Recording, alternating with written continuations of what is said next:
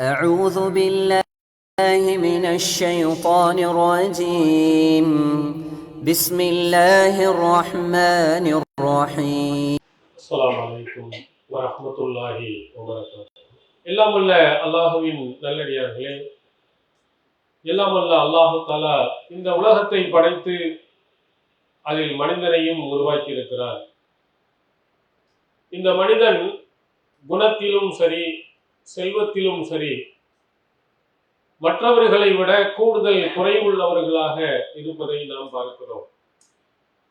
மிக சிறந்த பண்பாளர்களாக சில மனிதர்கள் இருக்கிறார்கள், மிக கோபக்காரர்களாக சிலர்கள் இருக்கிறார்கள், மிகப்பெரிய சிலர் இருக்கிறார்கள், சிலர் நடுத்தர வர்க்கத்தினர்களாக, சிலர்கள் ஏழைகளாக, சிலர் கஷ்டப்படக்கூடியவர்களாக, இப்படி பல விதத்தில் மனிதர்கள் இந்த உலகத்தில் இருப்பதை நாம் பார்க்கிறோம்.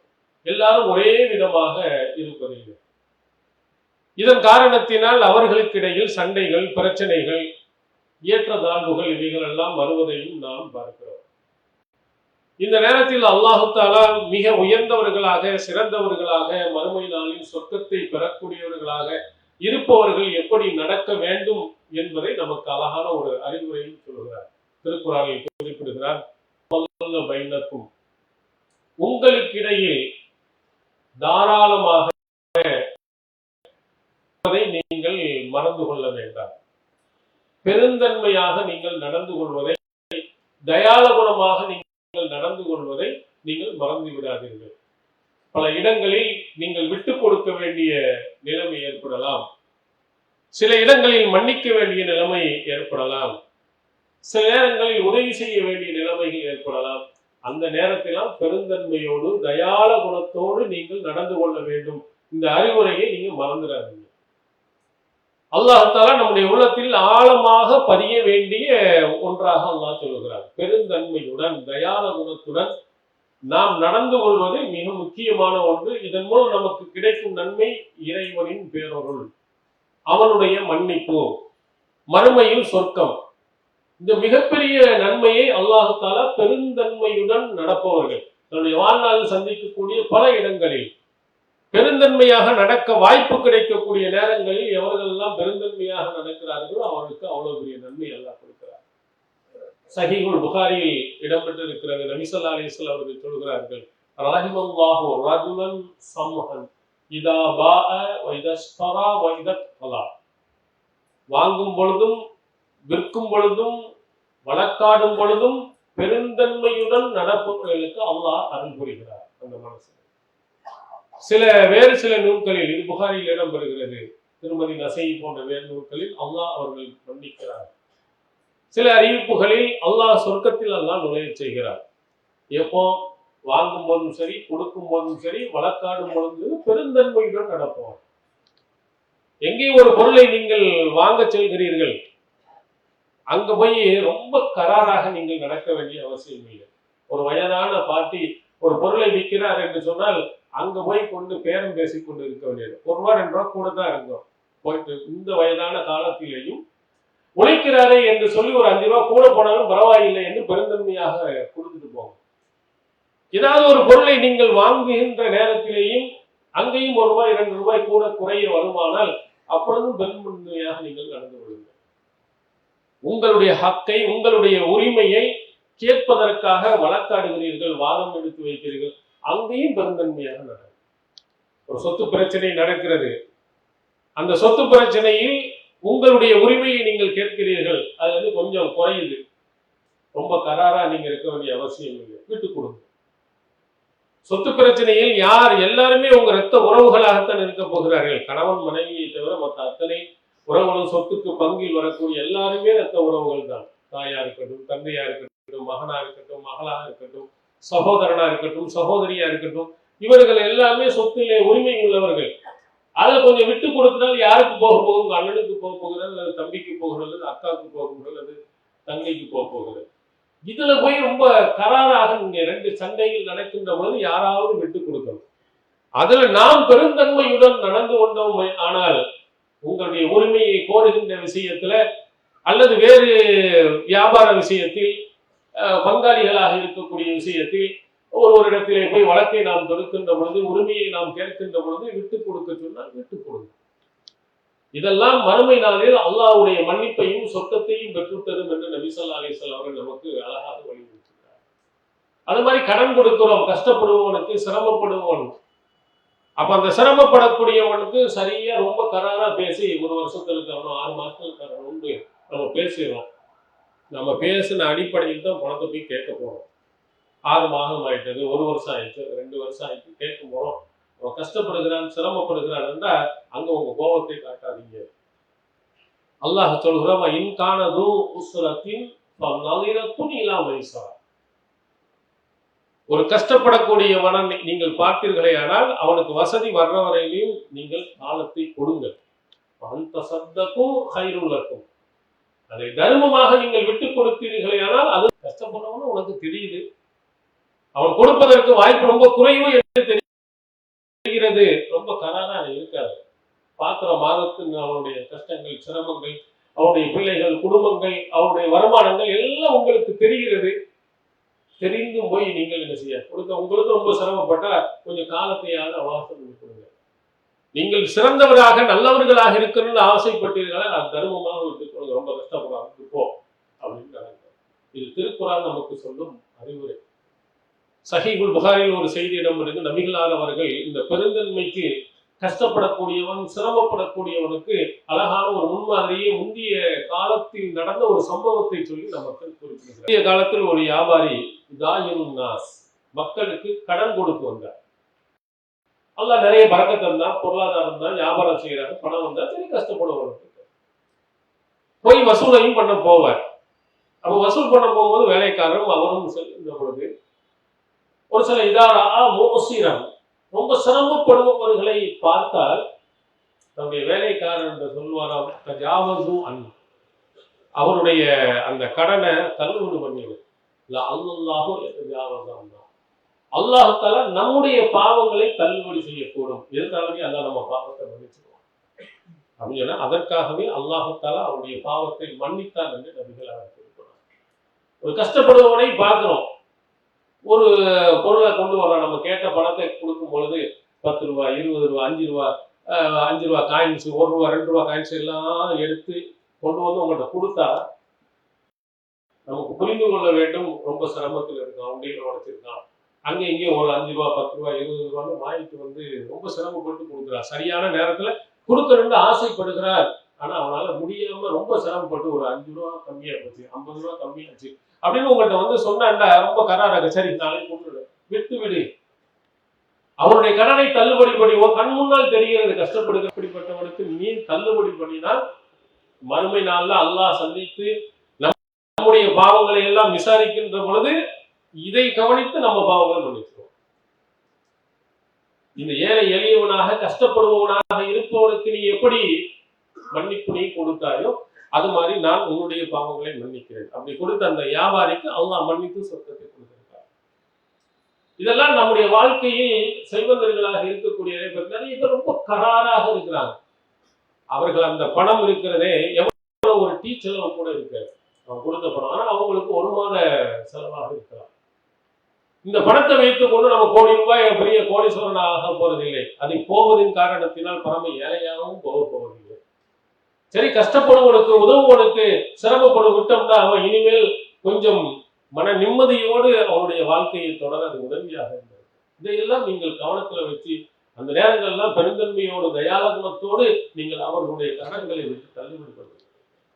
சஹி முஸ்லிமில் இடம்பெற முன்னர் ஒரு செய்தி, இதே மாதிரி சிரமப்படக்கூடிய கஷ்டப்படக்கூடியவர்களுடைய கடன்களை பற்றி ஒரு நபித்தோழர் சொன்ன அழகான ஒரு பொன்மொழி.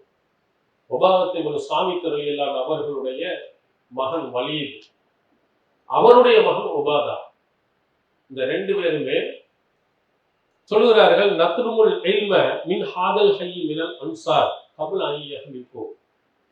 இந்த அன்சாரி தோழர்கள், நபி தோழர்கள்லாம் இறப்பதற்கு முன்பாக அவங்கள்ட்ட போய் மார்க்க கல்வியை, நபிகளாரின் பொன்மொழியை நம்ம கேட்டு வந்துடும் வாங்க அப்படின்னு சொல்லிட்டு அப்பாவும் மகனும் 2 புறப்பட்டு போறாங்க. அன்சாரிக்கு நிறைய பேர் இருக்கிறாங்க. நபிகளார் சொன்ன அறிவுரைகள் என்ன என்பதை நம்ம கேட்டு அதன்படி செயல்பட்டு கொண்டு போகும்போது அபுல் யஸர் ரலியல்லாஹு அன்ஹு அவர்களை போய் சந்திக்கிறார். சந்தித்த பொழுது ஒரு சம்பவம் நடந்தது நமக்கு சொல்கிறார்கள். அபூ யஸர் ரலியல்லாஹு அவர்கள் தான் கொடுத்த அந்த கடனை கேட்பதற்காக வேண்டி ஒரு வீட்டுக்கு போகிறார். வீட்டில் போய் கேட்டால் அவர் இல்லை என்று சொல்லி விடுகிறார். சந்தேகம் அடைந்த அவர் அவருடைய பிள்ளையை அழைத்து, உங்க அப்பா எங்க? அப்ப அவர் சொல்லுகிறார், அந்த மகன் உண்மையை, சின்ன பையன் உண்மையை சொல்லிடுறான். உங்களுடைய சத்தத்தை கேட்டவுடனே என்னுடைய தாயினுடைய கட்டிலை கீழே போய் உள்ள ஒழிஞ்சுக்கிட்டாரு. ஆஹா, வந்தாச்சே, கடன்காரன் கடன் கொடுக்கணுமே, என்ன சொல்ல போய் உள்ள போய் கட்டிலை கீழே போய் ஒழிஞ்சு வச்சுட்டாரு அப்படின்னு உண்மையை சொல்லிட்டாரு. உடனே அபூ யஸர் ரலியல்லாஹு அவர்கள் சத்தம் போட்டு கூப்பிடுறாங்க, நீ எங்க இருக்கிற எனக்கு தெரிஞ்சு வெளியே வந்தது. உடனே வெளியே வந்துட்டார். வெளியே வந்தவொடனே ஏன் இப்படி நடந்த? அவர் சொல்லுகிறார், குன்து வல்லாஹி முஃசிரா, நான் ரொம்ப சிரமத்தில் உள்ளவனாக நான் இருக்கிறேன், உங்களுக்கு கொடுக்கணும்னு ஆசைப்படுறேன், வந்து அவங்கள்ட்ட எதையும் சொல்லி விடுவேனோ, பொய் பேசி விடுவேனோ, ஆனா எனக்கு கொடுக்குற வசதி இல்லாத அளவுக்கு சிரமத்தில் இருக்கிறேன், நான் பொய் சொல்லுவேன்னு பயந்துதான் நான் உள்ளே போய் நான் ஒளிந்து கொண்டேன், வேற எந்த நோக்கம்? அப்ப அவர் சொல்லுகிறார், அல்லாஹ் மீது ஆணையாக நீ கஷ்டத்தில் தான் இருக்கிறாயா அப்படின்னு கேட்கிறார். அவர் அல்லாஹ் மீது ஆணையாக நான் கஷ்டத்தில் தான் இருக்கேன். 3 தடவை திரும்ப அல்லாஹ்வை முன்னிறுத்தி கேட்கிறார். அவர் நான் கஷ்டத்தில் தான் இருக்கிறேன் என்று சொன்னவுடன் அந்த பத்திரத்தை எடுத்துட்டு சொல்லி அந்த கடன் இந்த வாசகத்தை அவர் வாங்கினதை அடிச்சிருந்தார். அழித்து விட்டு அவர்கிட்ட கொடுத்துட்டு சொன்னார், நீ தர வேண்டிய அவசியம் இல்லை, உனக்கு வசதி இருந்தால் நீ கொடு, அப்படி இல்லைன்னா அந்த உனக்கு இது ஹலாலாகும், அனுமதியாகும். ஏன்னா அல்லாஹ்வின் தூதர் அவர்கள் சொன்ன ஒரு செய்தியை நான் கேட்டிருக்கேன். மன் அன்தர முஃசிரன் அவ் வலா அல்லாஹு லஹு ஃபீ லில்லிஹி, யாராவது ஒருவன் கஷ்டப்படக்கூடியவனுக்கு அவகாசம் அளித்தாலோ அல்லது அவருடைய கடனை தள்ளுபடி பண்ணினாலோ அல்லாஹ் தஆலா தன்னுடைய நிழலை மறுமையில் தருவான் என்று நபி ஸல்லல்லாஹு அலைஹி வஸல்லம் சொன்ன நபிமொழி எனக்கு நினைவில் இருக்கிறது. அதனால் நீ கஷ்டப்படுகிற நான் தள்ளுபடி பண்ணி விடுகிறேன் என்று அந்த நபித்தோழர் சொல்கிறார்.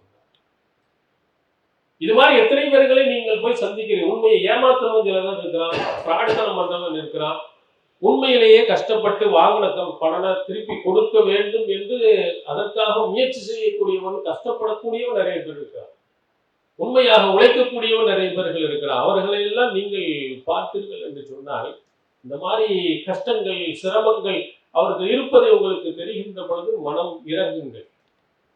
அந்த கஷ்டப்படுவோரிடத்தில் பெருந்தன்மையாக நடந்து கொள்ளுங்க. அல்லாஹ் உங்களுக்கு கொடுத்திருக்கிறார், எவ்வளவு செல்வத்தை கொடுத்திருக்கிறார், அதை போவது பெரிய இதே வராது. அல்லாஹ் இதை விடவும் பன்மடங்கு அல்லாஹ் கொடுப்பான்.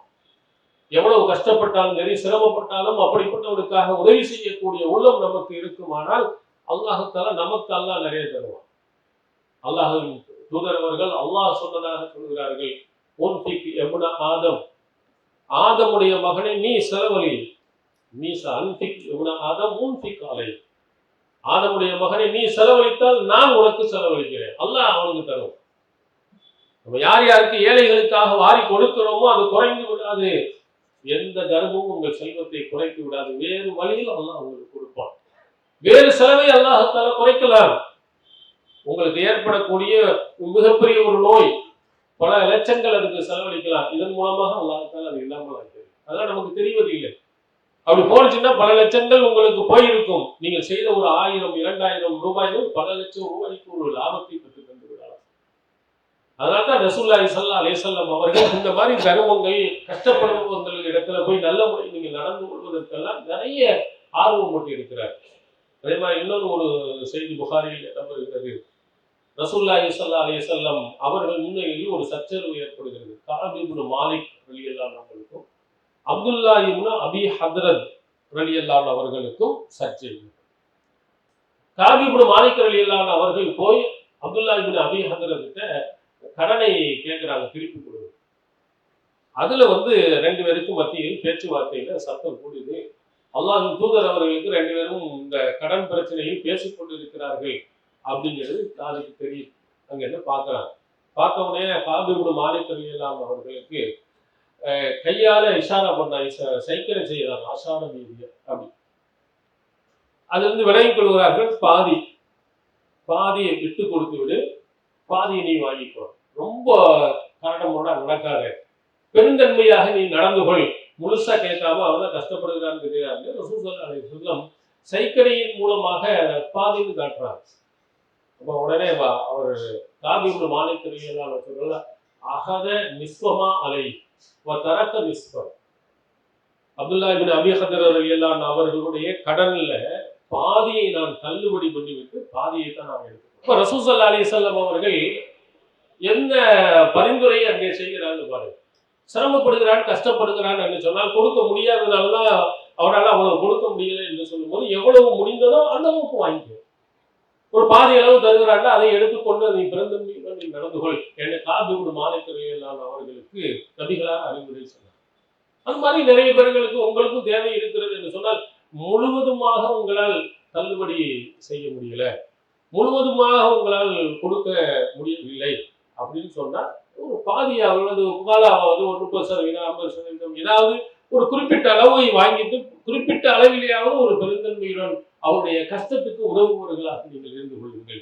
இதை நபி ஸல்லல்லாஹு அலைஹி வஸல்லம் அவர்கள் தன்னுடைய வாழ்நாளில் தன்னுடைய நபித்தோழர்களுக்கு அறிவுரையாக அவர்கள் எடுத்து சொல்லி இருக்கிறாங்க. நபித்தோழர்களும் அது மாதிரி கஷ்டப்படுபவர்களுக்காக பெருந்தன்மையுடன் நடந்திருக்கிறார். அதே மாதிரி கடன்காரன் நம்மள்கிட்ட கடன் வாங்க வருகின்ற பொழுது கடன் திருப்பி கொடுக்க வேண்டியவர்களும் பெருந்தன்மையாக நடக்க நபிகளார் வழிகாட்டி இருக்கிறார். அல்லாஹ்வின் தூதர் அவர்கள் ஒரு மனிதரிடத்தில் ஒரு ஒட்டகத்தை கடனாக வாங்கியிருந்தார். அதை கொடுக்க மறந்து விட்டார்களோ அல்லது நினைவில்லையோ தெரியவில்லை. பின்னால் அந்த மனிதர் நபி ஸல்லல்லாஹு அலைஹி வஸல்லம் அவர்களிடத்தில் ரொம்ப கரடு முரடாக கேட்கிறார். வார்த்தைகள் கடுமையாக இருக்கிறது. நபி தோழர்கள் அடிக்க போகும் அளவுக்கு அவர் கேட்கிறார். ரசூலுல்லாஹி ஸல்லல்லாஹு அலைஹி வஸல்லம் அவர்கள் அவரை ஒண்ணு செய்ய வேண்டாம், இன்னலி சாஹிபில் ஹக்கி மகால், இது மாதிரி கொடுத்த அந்த உரிமை உள்ளவருக்கு சில வார்த்தைகளை சொல்வதற்கு அனுமதி உண்டு. நம்ம கரெக்டா கொடுத்திருந்தா ஏன் அவர் திட்டுறாரு, நம்ம சரியாக நடந்தால் ஏன் அவருக்கு கோபம் வருகிறது, அது நம்ம மேல குற்றம் இருக்கிறதுனால அவர் மாதிரி சில வார்த்தைகளை சொல்ல உரிமை. ரசூலுல்லாஹ்வையே திட்டுறாரு, கோபமான வார்த்தைகள் பேசுகிறார். நபிகளாருடைய தோழர்களுக்கு கோபம் வருகின்ற அளவுக்கு வார்த்தைகளை பேசுகிறார். அப்போ அல்லாஹ்வின் தூதர் நியாயத்துடன் அங்கே பேசுகிறார்கள். நமக்கா இருந்தா அடுத்தவன் நம்மள்கிட்ட இப்படி நடந்தா நம்ம கோபப்படத்தானே செய்வோம், நம்ம ஆத்திரப்படத்தானே செய்வோம். நம்ம கொடுக்காத காரணத்தினால் அவர் கோபப்படுகிறார், ஒன்று சொல்லாதீங்கன்னு சொல்லிட்டு அவருக்குரிய அந்த ஒரு ஒட்டகம் இருக்கான்னு பார்க்க கொடுங்க. பலம் யஜ்து லஹு இல்லா சின்னன் ஃபௌகஹா, பார்க்கறாங்க. அவர் கொடுத்த ஒட்டகத்தை விட வயது கூடிய ஒட்டகம் தான் அங்கே கிடைக்கிறது. அவர் ரசூல் ஸல்லல்லாஹு அலைஹி வஸல்லம் சொன்னாங்க, அதை கொடுத்துருங்க. நீங்க ஒரு ஒட்டகத்தை ஒரு 10 கிலோ உள்ள ஒரு ஆடு நீ கடனா வாங்கி ஒரு 12 கிலோ உள்ள ஆடு என்று சொன்னால் இப்போ நீங்க கணக்கு போட்டு பாருங்க, 700 ரூபா 800 ரூபா ஆட்டுக்கறினா 2 கிலோ கூடுச்சுன்னா அதே 1500 ரூபா கூட. அவர்கிட்ட வாங்கினது 10 கிலோ உள்ள ஆடு தானே, திருப்பி கொடுக்கும்போது 12 கிலோவா 15 கிலோவா?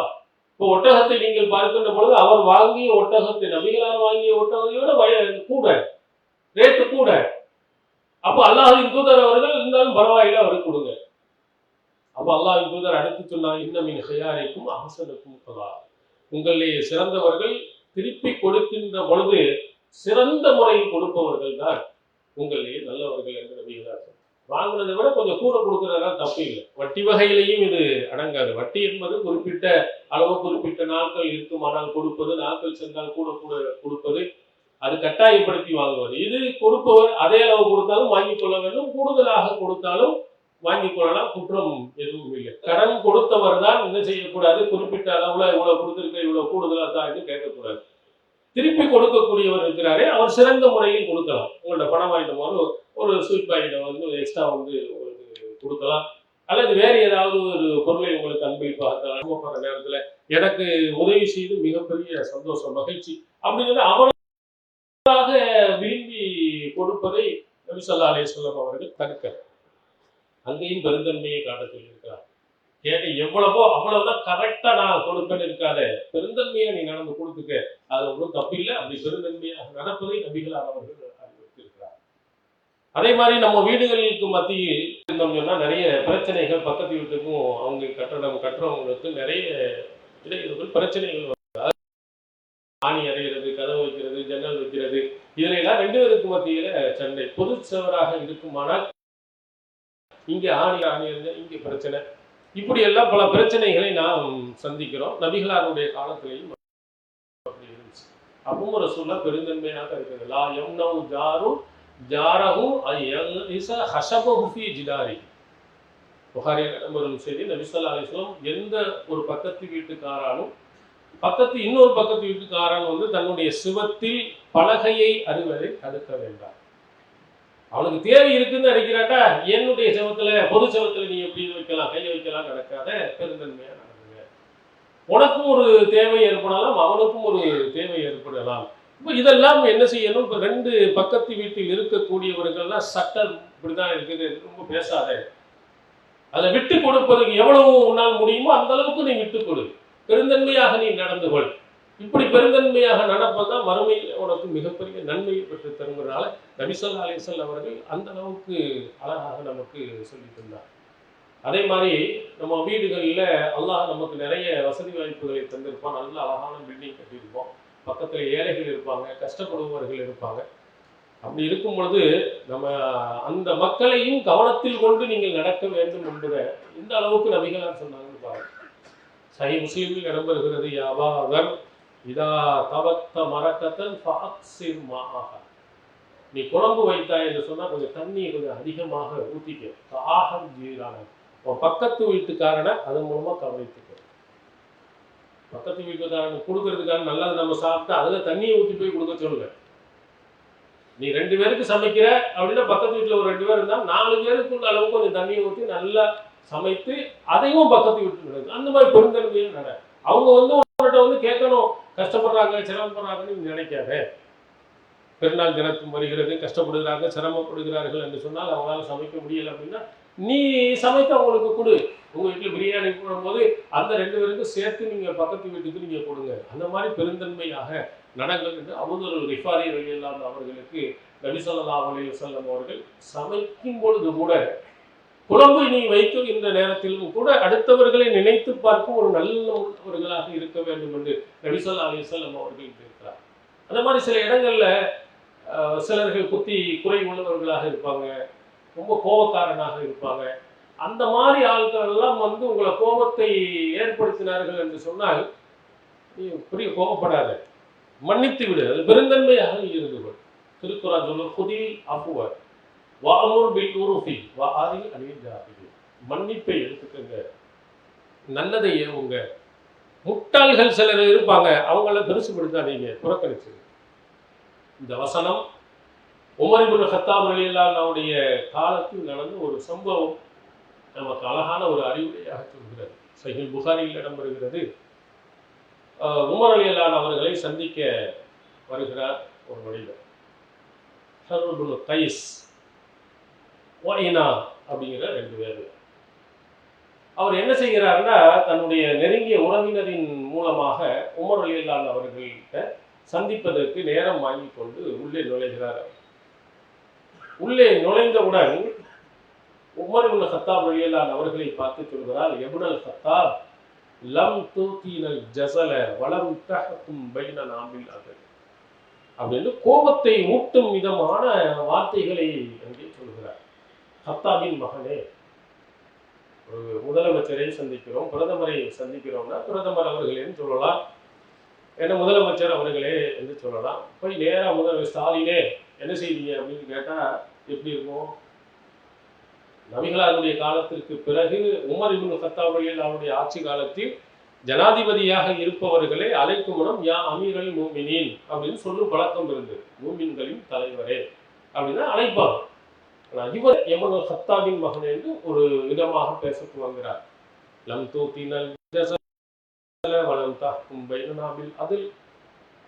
நீர் எங்களுக்கு நல்ல வசதி வாக்கியம் தரவில்லை, நீதமாகவும் நடக்கவில்லை அப்படின்னு கோபத்தை ஏற்படுற மாதிரி எந்த ஆதாரமும் இல்லை, ஒண்ணுமே இல்லை. நீங்க இந்த பிரச்சனையில அநியாயமா தீர்ப்பு வழங்குனீங்க, இந்த பிரச்சனையில எங்களுக்கு நல்ல வசதி வாய்ப்பு ஏதாவது ஆதாரத்தை சொல்லியார். ஒன்றும் ஆதாரம் இல்லை. ஆனா அவ்வளவு சரியாக நடந்த ஒரு உமர் இப்னு கத்தாப் ரலியல்லாஹு அவர்கள், அது வரலாறு பெரிய நீண்ட வரலாறு. அவர்களை எந்த விதமான ஆதாரமும் இல்லாமல் குற்றம் சுமத்தியவுடன் உமர் ரலியல்லாஹு அவர்களுக்கு பயங்கர கோபம் வந்து விடுகிறது. அப்பதான் அங்கே அரசவையில் இருந்த அந்த இளைஞர் அவருடைய சொந்தக்காரர் வந்து சொல்லுகிறார், அமீருல் மோமினின் அவர்களே, அல்லாஹ் தஆலா தன்னுடைய தூதருக்கு இந்த வசனத்தை சொல்லியிருக்கிறார், குதில் அஃப்வ வஅமுர் பில் உர்ஃபி வஅரித் அனில் ஜாஹில். மன்னிப்பை எடுத்துக்கிறீங்க, நல்லதை ஏவுங்க, முட்டாளை புறக்கணிங்கன்னு அல்லாஹ் தன் தூதருக்கு சொல்லுகிறார். அல்லாஹ் தன் தூதருக்கு இந்த வசனத்தை சொல்லி இருக்கிறாங்க. அப்படியே வஃபாஹு கிதாபுல்லாஹ், அல்லாஹ்வுடைய வேதத்துக்கு முன்னால் அப்படியே அடங்கி போனார். வாயை திறக்கல, ஒண்ணுமே சொல்ல. அல்லாஹ் தஆலா சொல்லுகிறார், இந்த மாதிரி கோவப்படக்கூடிய, ஆத்திரப்படக்கூடிய, விவரம் தெரியாதவன், பேச தெரியாதவன், இப்படி எல்லாம் நாகரிகம் தெரியாதவன் எல்லாம் ஆள் இருக்கின்ற போல அதில் கோவப்படாது, பெருந்தன்மையாக விட்டுருங்க, மன்னித்து விடுங்கள். வல் யாஃபு வல் யஸ்ஃபஹு, அல்லாஹ் சொல்லுகிறான், மன்னித்து அவருடைய தவறுகளை அலட்சியப்படுத்துங்கள். அலா துஹிப்பூன அன் யக்ஃபிரல்லாஹு லக்கும், அல்லாஹ் உங்கள் பாவங்களை மன்னிப்பதை நீங்கள் விரும்ப மாட்டீர்களா என்று இன்னொரு வசனத்தில் அல்லாஹ் கேட்கிறான். அந்த மாதிரி ஒரு சிலர்கள் இருப்பாங்க, அவருடைய விவரம் தெரியாமல் அவருடைய பேச்சு அப்படித்தான் இருக்கும் பொழுது அதில் கொடுத்து கோபத்தை காட்டி சண்டையை போட்டுக்கொண்டு நீங்கள் இருக்காதீர்கள். பெருந்தன்மையாக அவருடைய தவறுகளை அலட்சியப்படுத்துங்கள், மன்னித்து விடுங்கள், அல்லாஹ் உங்களுடைய பாவங்களை மன்னிப்பான் என்று திருக்குர்ஆன் நமக்கு சொல்லுகிறது.